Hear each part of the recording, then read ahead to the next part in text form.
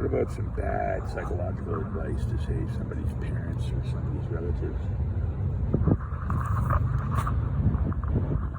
that would cause them to act in such a way that would further an already present rift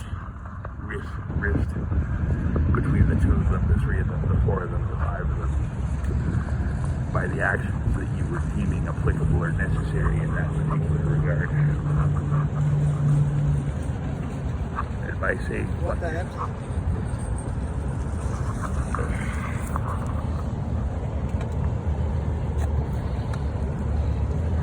by saying fuck your halo, someone displeased that your actions couldn't be touched, someone thought you were leading a double life when in fact they were jealous that you weren't, and the things that you were doing could have easily been explained away. But between the parents and the happier or the happiest or the pretend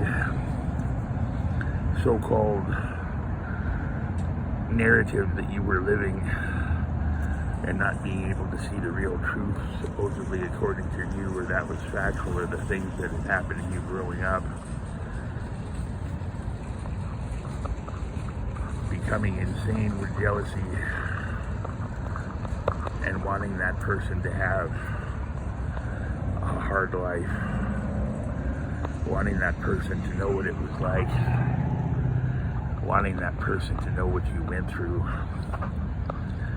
And after all that, still not being good enough, still thinking that person was somewhat entitled or indignant to everything you were getting, wanting to take just a little bit more because you were jealous that it wasn't happening to you.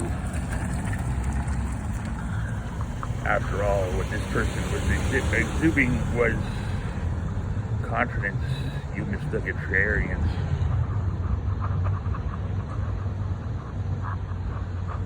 Just wanted it all to go away because as long as you couldn't see him,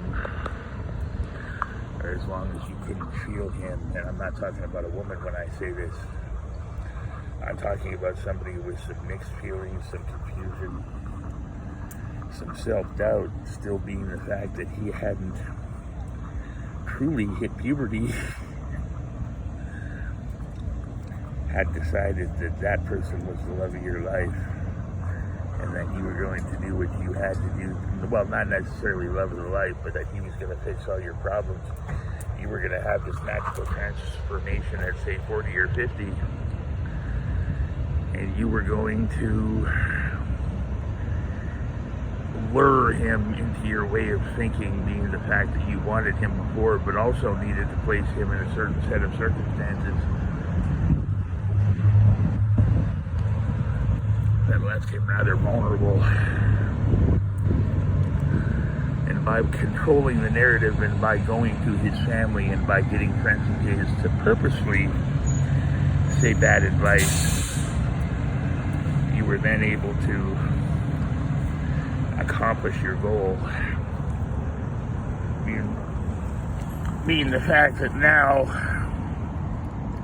the situation that we all find ourselves in is the cause of your manipulation. And there is a fine line between manipulation and a powerful human being.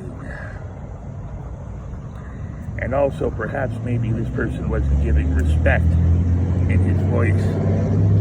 And on that particular person's name that you held most dear, you didn't approve or appreciate it, so you set certain bullshit in motion to make sure that you would figure out what it was like to have that particular person's life and to be ostracized and castricized and every other aside, essentially feel what it was like to be hated as you figured that person had hated the person who was most closest to you.